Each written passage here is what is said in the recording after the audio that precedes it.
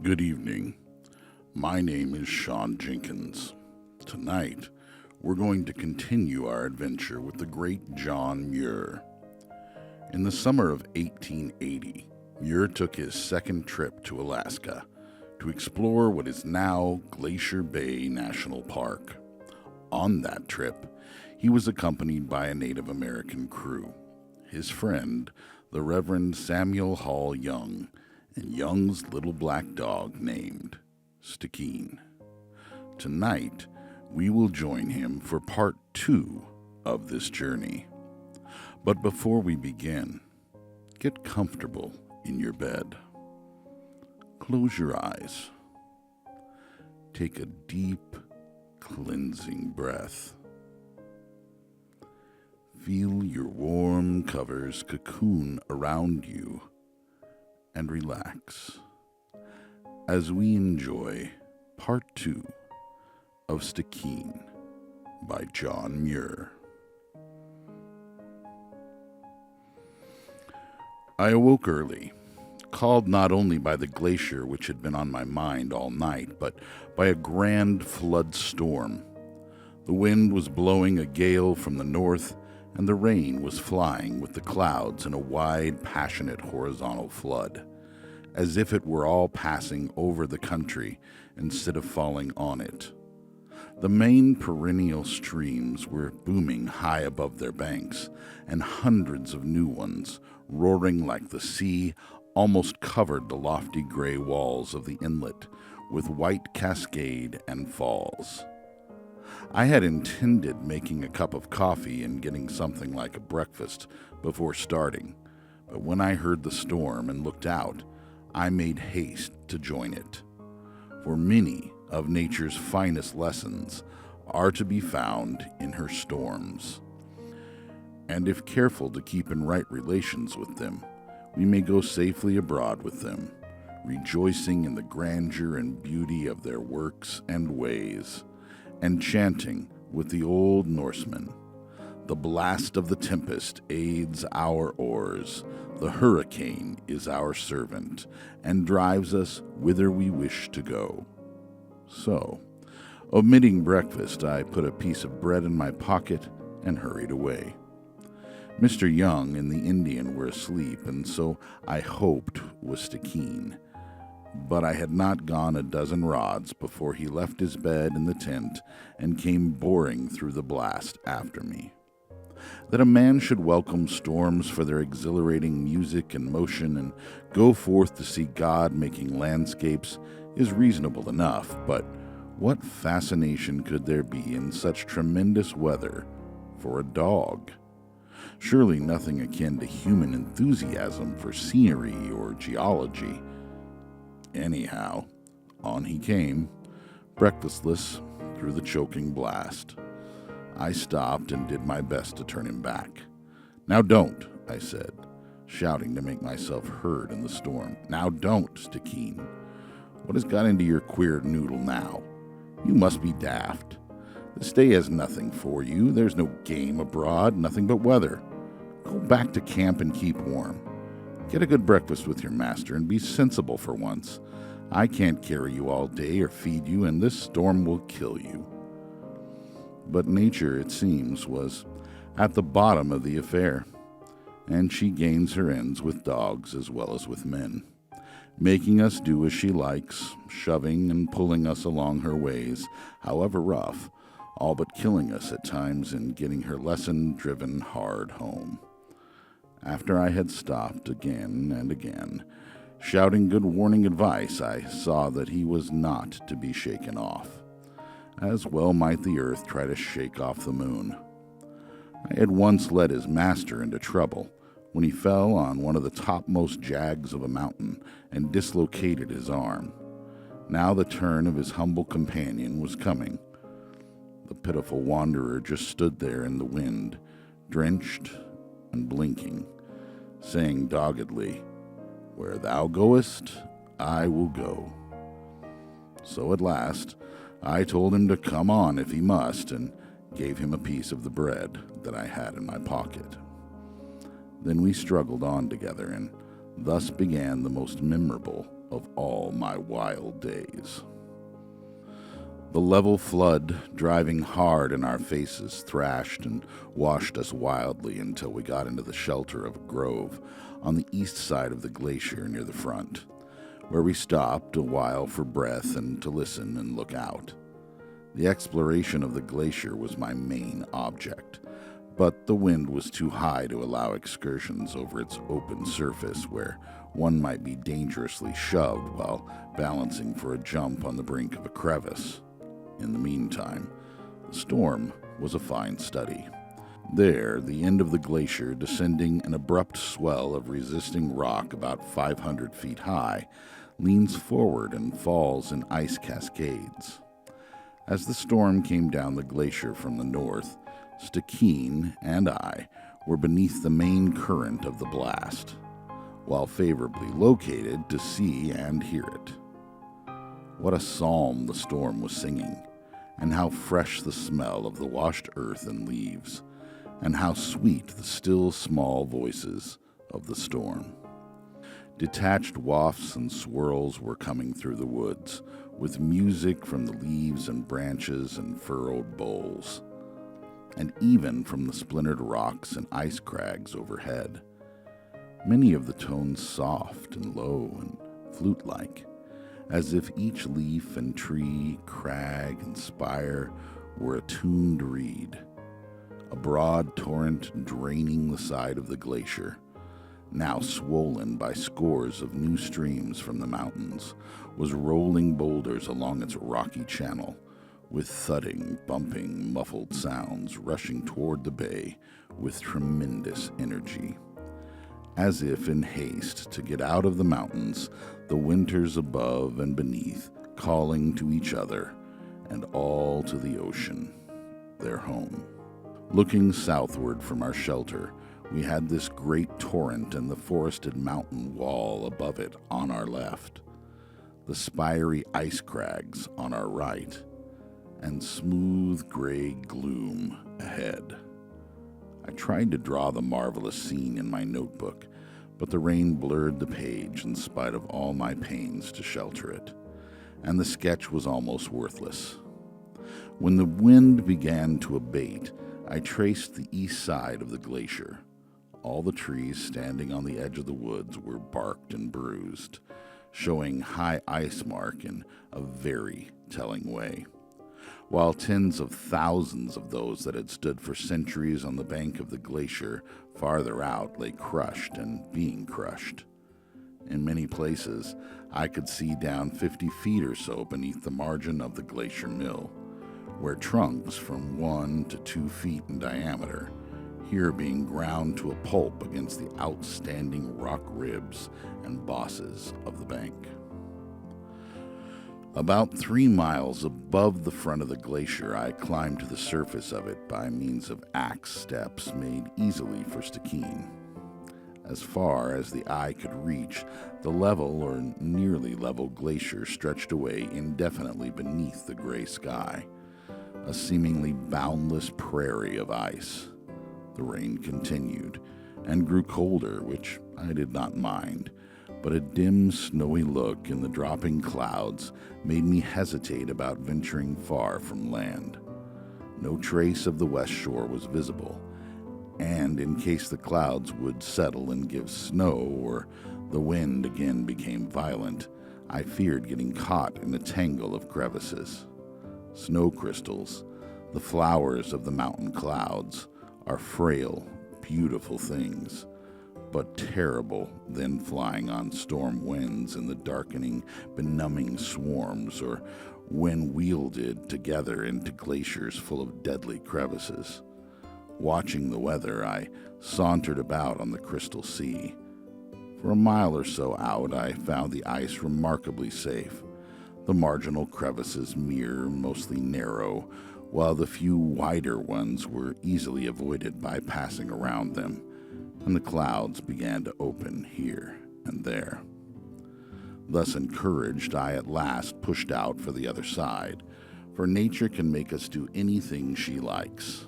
At first, we made rapid progress, and the sky was not very threatening. While I took bearings occasionally with a pocket compass to enable me to find my way back more surely in case the storm should come blinding. But the structure lines of the glacier were my main guide. Toward the west side, we came to a closely creviced section in which we had to make long, narrow tracks and doublings, tracing the edges of tremendous traverse and longitudinal crevices, many of which were from 20 to 30 feet wide and perhaps 1,000 feet deep, beautiful and awful. In working a way through them, I was severely cautious, but Stickeen came on as unhesitating as the flying clouds. The widest crevices that I could jump, he would leap, without so much as halting to take a look at it. The weather was now making quick changes, scattering bits of dazzling brightness through the wintry gloom at rare intervals.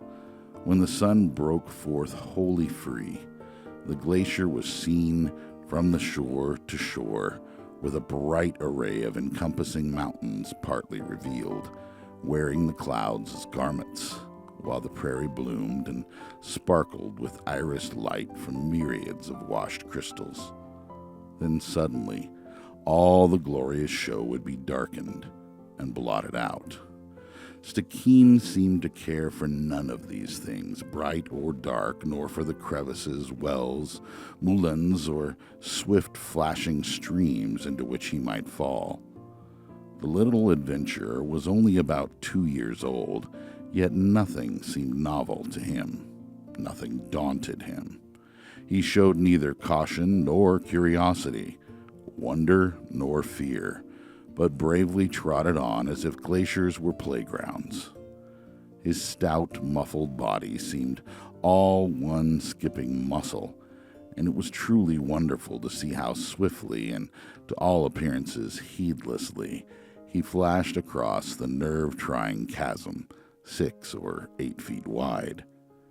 His courage was so unwavering that it seemed to be due to dullness of perception, as if he were only blindly bold, and I kept warning him to be careful, for we had been close companions on so many wilderness trips that I had formed the habit of talking to him as if he were a boy and understood every word. We gained the west shore in about 3 hours, the width of the glacier here being about 7 miles. Then I pushed northward in order to see as far back as possible into the fountains of the Fairweather Mountains, in case the clouds should rise. The walking was easy along the margin of the forest, which, of course, like that on the other side, had been invaded and crushed by the swollen, overflowing glacier. In an hour or so after passing a massive headland, we came suddenly on a branch of the glacier, which in the form of a magnificent ice cascade 2 miles wide, was pouring over the rim of the main basin in a westerly direction, its surface broken into wave-shaped blades and shattered blocks, suggesting the wildest updashing, heaving, plunging motion of a great river cataract. Tracing it down 3 or 4 miles, I found that it discharged into a lake, filling it with icebergs. I would gladly have followed the lake outlet to tide water, but the day was already far spent, and the threatening sky called for haste on the return trip to get off the ice before dark. I decided, therefore, to go no farther, and after taking a general view of the wonderful region, turned back, hoping to see it again under more favorable auspices. We made good speed up the canyon of the great ice torrent and out on the main glacier until we had left the west shore about 2 miles behind us. Here, we got into a difficult network of crevices. The gathering clouds began to drop misty fringes, and soon the dreaded snow came flying thick and fast. I now began to feel anxious about finding a way in the blurring storm. Stickeen showed no trace of fear. He was still the same silent, able little hero. I noticed, however, that After the storm darkness came on, he kept close up behind me. The snow urged us to make still greater haste, but at the same time hid our way. I pushed on as best I could, jumping innumerable crevices, and for every 100 rods or so of direct advance, traveling a mile and doubling up and down in the turmoil of chasms and dislocated ice blocks. After an hour or two of this work, we came to a series of longitudinal crevices of appalling width, and almost straight and regular in trend, like immense furrows. These I traced with firm nerve, excited and strengthened by the danger, making wide jumps, poising cautiously on their dizzy edges, after cutting hollows for my feet before making the spring. To avoid possible slipping or any uncertainty on the farther sides, where only one trial is granted. Exercise at once frightful and inspiring. Stickeen followed, seemingly without effort. Many miles we thus traveled, mostly up and down, making but little real headway in crossing, running instead of walking most of the time, as the danger of being compelled to spend the night on the glacier became threatening. Stickeen seemed able for anything. Doubtless, we could have weathered the storm for one night, dancing on a flat spot to keep from freezing, and I faced the threat without feeling anything like despair, but we were hungry and wet, and the wind from the mountains was still thick with snow and bitterly cold, so of course that night would have seemed a very long one. I could not see far enough through the blurring snow to judge in which direction the least dangerous route lay, while the few dim, momentary glimpses I caught of mountains through the rifts in the flying clouds were far from encouraging, either as weather signs or as guides. I had simply to grope my way from crevice to crevice, holding a general direction by the ice structure, which was not to be seen everywhere, and partly by the wind. Again and again I was put to my mettle, but Stickeen followed easily, his nerve apparently growing more unflinching as the danger increased. So it always is with mountaineers when hard beset, running hard and jumping, holding every minute of the remaining daylight, poor as it was, precious. We doggedly persevered and tried to hope that every difficult crevice we overcame would prove to be the last of its kind. But on the contrary, as we advanced, they became more deadly trying. At length, our way was barred by a very wide and straight crevice, which I traced rapidly northward a mile or so without finding a crossing or hope of one. Then down the glacier about as far to where it united with another uncrossable crevice. In all this distance of perhaps 2 miles, there was only one place where I could possibly jump it. But the width of this jump was the utmost I dared attempt, while the danger of slipping on the farther side was so great that I was loath to try it. Furthermore, the side I was on was about a foot higher than the other, and even with this advantage, the crevice seemed dangerously wide. One is liable to underestimate the width of crevices where the magnitudes in general are great. I therefore stared at this one mighty keenly, estimating its width and the shape of the edge on the farther side until I thought that I could jump it if necessary, but that in case I should be compelled to jump back from the lower side, I might fail. Now, a cautious mountaineer seldom takes a step on unknown ground, which seems at all dangerous that he cannot retrace in case he should be stopped by unseen obstacles ahead. This is the rule of mountaineers who live long, and though in haste, I compelled myself to sit down and calmly deliberate before I broke it. Retracing my devious path in imagination, As if it were drawn on a chart, I saw that I was recrossing the glacier a mile or two farther upstream than the course pursued in the morning, and that I was now entangled in a section I had not seen before. Should I risk this dangerous jump, or try to regain the woods on the west shore, make a fire, and have only hunger to endure while waiting for a new day? I had already crossed so broad a stretch of dangerous ice that I saw it would be difficult to get back to the woods through the storm before dark, and the attempt would most likely result in a dismal night dance on the glacier.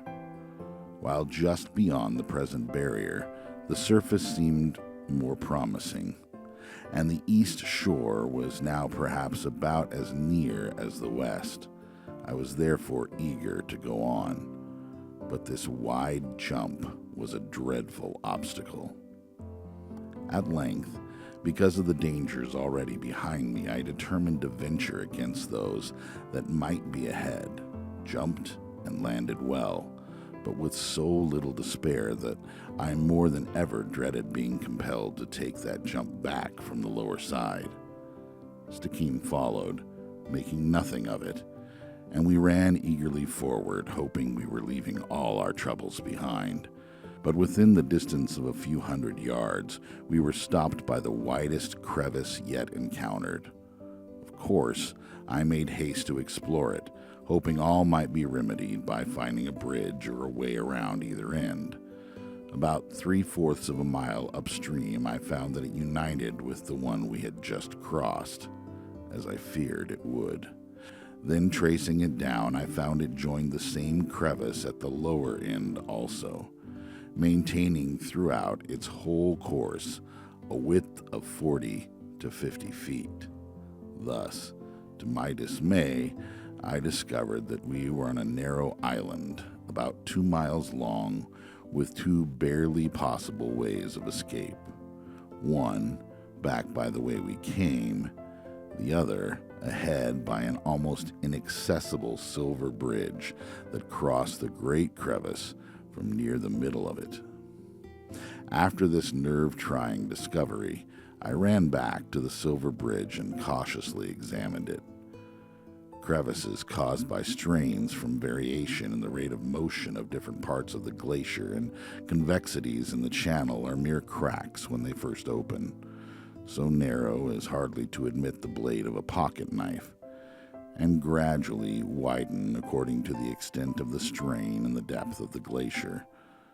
Now, some of these cracks are interrupted, like the cracks in wood, and in the opening, the strip of ice between overlapping ends is dragged out, and may maintain a continuous connection between the side, just as the two sides of a slivered crack in wood that is being split are connected.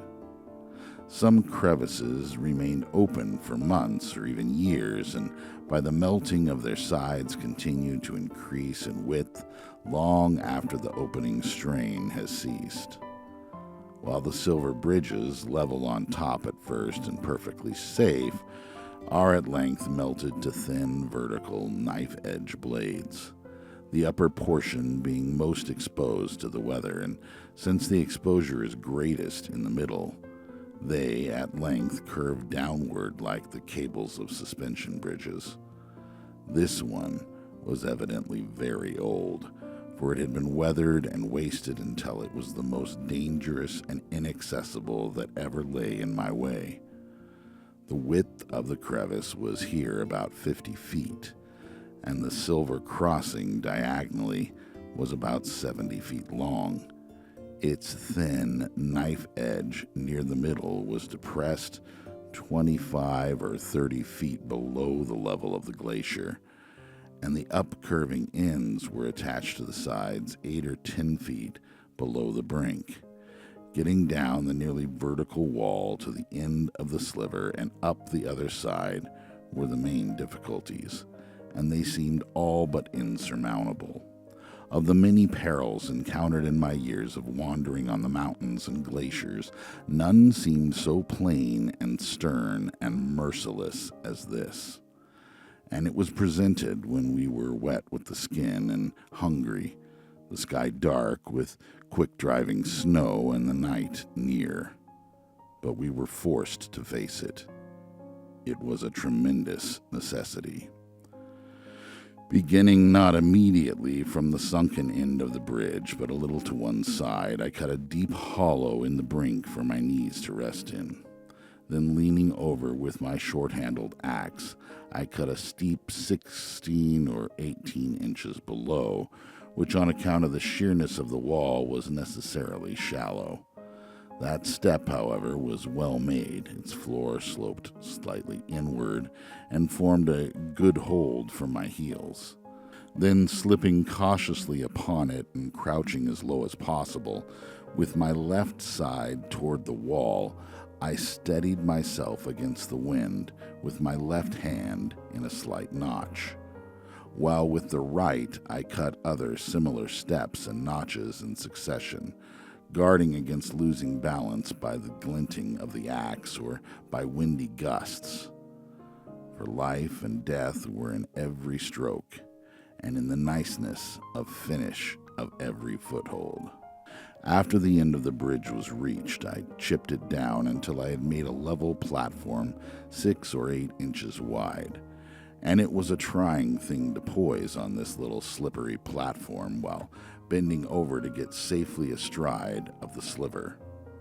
Crossing was then comparatively easy by chipping off the sharp edge with short, careful strokes and hitching forward an inch or two at a time, keeping my balance with my knees pressed against the sides.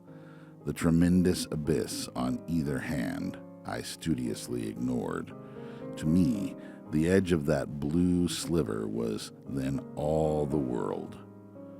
But the most trying part of the adventure, after working my way across inch by inch and chipping another small platform, was to rise from the safe position astride and to cut a stepladder in the nearly vertical face of the wall, chipping, climbing, holding on with feet and fingers in mere notches. At such time, one's whole body is eye and common skill and fortitude are replaced by power beyond our call or knowledge. Never before had I been so long under deadly strain. How I got up that cliff I never could tell. The thing seems to have been done by somebody else. I never have held death in contempt, though in the course of my explorations I have oftentimes felt that to meet one's fate on a noble mountain or in the heart of a glacier would be blessed as compared with death from disease or some shabby lowland incident. But the best death, quick and crystal pure, set so glaringly open before us, is hard enough to face, even though we feel gratefully sure that we have already had happiness enough for a dozen lives. But poor Stickeen, the wee, hairy, sleek-it beastie. Think of him. When I had decided to dare the bridge, and while I was on my knees chipping a hollow on the rounded brow above it, he came behind me, pushed his head past my shoulder, looked down and across, scanned the sliver and its approaches with his mysterious eyes, then looked me in the face with a startled air of surprise and concern, and began to mutter and whine, saying plainly as if speaking with words, "Surely you're not going into that awful place." This was the first time I had seen him gaze deliberately into a crevice or into my face with an eager, speaking, troubled look. That he should have recognized and appreciated the danger at the first glance showed wonderful sagacity. Never before had the daring midget seemed to know that ice was slippery, or that there was any such thing as danger anywhere. His looks and tones of voice when he began to complain and speak his fears were so human that I unconsciously talked to him in sympathy as I would have to a frightened boy, and in trying to calm his fears, perhaps in some measure moderated my own. "Hush your fears, my boy," I said. "We will get across safe, though it is not going to be easy. No right way is easy in this rough world. We must risk our lives to save them. At the worst, we can only slip, and then how grand a grave we will have. And by our nice bones will do good in the terminal moraine." But my sermon was far from reassuring him. He began to cry, and after taking another piercing look at the tremendous gulf, ran away in desperate excitement, seeking some other crossing. By the time he got back, baffled of course, I had made a step or two and dared not look back, but he made himself heard, and when he saw that I was certainly bent on crossing, he cried aloud in despair. The danger was enough to haunt anybody, but it seems wonderful that he should have been able to wait and appreciate it so justly. No mountaineer could have seen it more quickly or judged it more wisely, discriminating between real and apparent peril. When I gained the other side, he screamed louder than ever, and after running back and forth in vain searching for a way of escape, he would return to the brink of the crevice above the bridge, moaning and wailing as if in the bitterness of death. Could this be the silent, philosophic Stickeen? I shouted encouragement, telling him the bridge was not so bad as it looked, that I had left it flat and safe for his feet, that he could walk it easily. But he was afraid to try. Strange, so small an animal should be capable of such big, wise fears. I called again and again in a reassuring tone to come on and fear nothing, that he could have come if he would only try. He would hush for a moment, look down again at the bridge, and shout his unshakable conviction that he could never come that way, then lie back in despair as if howling. "Oh, what a place! No, I can never go down there." His natural composure and courage had vanished utterly in a tumultuous storm of fear. Had the danger been less, his distress would have seemed ridiculous, but in this dismal, merciless abyss lay the shadow of death, and his heart-rending cries might well have called heaven to his help. Perhaps they did. So hidden before, he was now transparent, and one could see the workings of his heart and mind like the movements of a clock out of its case. His voice and gestures, hopes and fears, were so perfectly human that none could mistake them.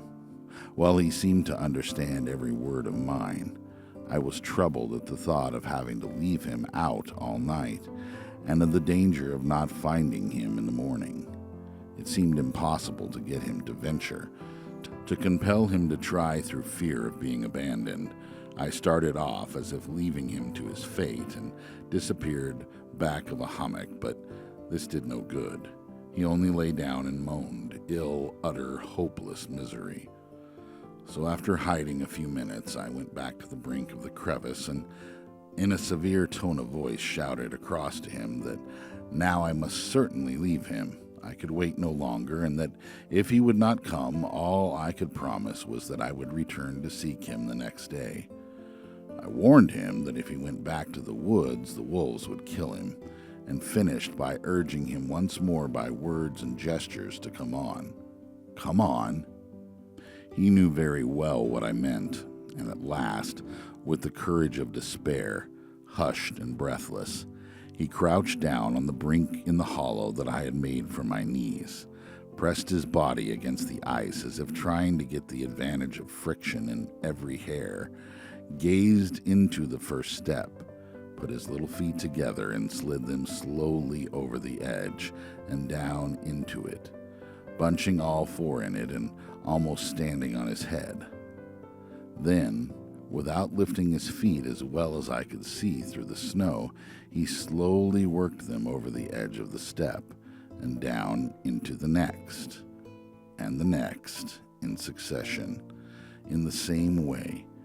and gained the end of the bridge. Then, lifting his feet with the regularity and slowness of the vibrations of a second's pendulum, as if counting and measuring 1, 2, 3, holding himself steady against the gusty wind and giving separate attention to each little step, he gained the foot of the cliff.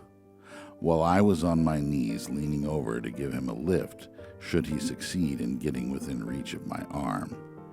Here he halted in dead silence, and it was here I feared he might fail, for dogs are poor climbers. I had no cord. If I had had one, I would have dropped a noose over his head and hauled him up, but while I was thinking whether an available cord might be made out of clothing, he was looking keenly into the series of notched steps and finger holds that I had made, as if counting them and fixing the position of each one of them in his mind. Then suddenly up he came, in a springy rush, hooking his paws into the steps and notches so quickly that I could not see how it was done, and whizzed past my head, safe at last. And now came a scene. Well done, little boy, brave boy," I cried, trying to catch and caress him, but he would not be caught. Never before or since have I seen anything like so passionate a revulsion from the depths of despair to exultant, triumphant, uncontrollable joy. He flashed and darted hither and thither as if fairly demented, screaming and shouting and swirling round and round in giddy loops and circles like a leaf in a whirlwind, lying down and rolling over and over sideways and heels overhead, and pouring forth a tumultuous flood of hysterical cries and sobs and gasping mutterings. When I ran up to him to shake him, fearing he might die of joy, he flashed off 200 or 300 yards, his feet in a mist of motion. Then, turning suddenly, came back in a wild rush and launched himself at my face, almost knocking me down, all the while screeching and screaming and shouting as if saying, "Saved! Saved! Saved!" Then away again, dropping suddenly at times with his feet in the air, trembling and fairly sobbing. Such passionate emotion was enough to kill him.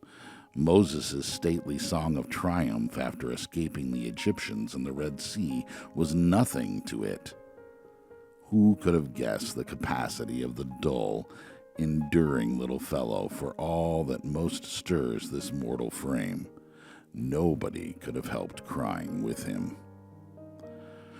But there is nothing like work for toning down excessive fear or joy, so I ran ahead, calling him in as gruff a voice as I could command to come on and stop his nonsense, for we had far to go and it would soon be dark. Neither of us feared another trial like this. Heaven would surely count one enough for a lifetime. The ice ahead was gashed by thousands of crevices, but they were common ones. The joy of deliverance burned in us like fire, and we ran without fatigue, every muscle with immense rebound, glorying in its strength. Stickeen flew across everything in his way, and not till dark did he settle into his normal fox-like trot. At last, the cloudy mountains came in sight, and we soon felt the solid rock beneath our feet, and were safe. Then came weakness. Danger had vanished, and so had our strength. We tottered down the lateral moraine in the dark, over boulders and tree trunks, through the bushes and devil club thickets of the grove where we had sheltered ourselves in the morning, and across the level mud slope of the terminal moraine. We reached camp about 10 o'clock and found a big fire and a big supper. A party of Hoona Indians had visited, Mr. Young bringing a gift of porpoise meat and wild strawberries, and Hunter Joe had brought in a wild goat. But we lay down too tired to eat much and soon fell into a troubled sleep. The man who said the harder the toil, the sweeter the rest, never was profoundly tired. Stickeen kept springing up and muttering in his sleep, no doubt dreaming that he was still on the brink of the crevice, and so did I, that night and many others long afterward when I was overtired. Thereafter, Stickeen was a changed dog. During the rest of the trip, instead of holding aloof, he always lay by my side, tried to keep me constantly in sight, and would hardly accept a morsel of food, however tempting, from any hand but mine. At night, when all was quiet about the campfire, he would come to me and rest his head on my knee with a look of devotion, as if I were his god. And often, as he caught my eye, he seemed to be trying to say, "Wasn't that an awful time we had together on the glacier?" Nothing in after years has dimmed that Alaska storm day. As I ride, it all comes rushing and roaring to mind as if I were again in the heart of it. Again, I see the gray flying clouds with their rain, floods, and snows, the ice cliffs towering above the shrinking forest, the majestic ice cascade, the vast glacier outspread before its white mountain fountains, and in the heart of it, the tremendous crevice, emblem of the valley of the shadow of death. Low clouds trailing over it, the snow falling into it, and on its brink I see little Stickeen, and I hear his cries for help and his shouts of joy. I have known many dogs, and many a story I could tell of their wisdom and devotion, but to none do I owe so much as to Stickeen. At first, the least promising and least known of my dog friends, he suddenly became the best known of them all. Our storm battle for life brought him to light, and through him, as through a window, I have ever since been looking with deeper sympathy into all my fellow mortals. None of Stickeen's friends knows what finally became of him. After my work for the season was done, I departed for California, and I never saw the dear little fellow again. In reply to anxious inquiries, his master wrote me that in the summer of 1883 he was stolen by a tourist at Fort Wrangell and taken away on a steamer. Doubtless he has left this world, crossed the last crevice, and gone to another, but he will not be forgotten. To me, Stickeen is immortal.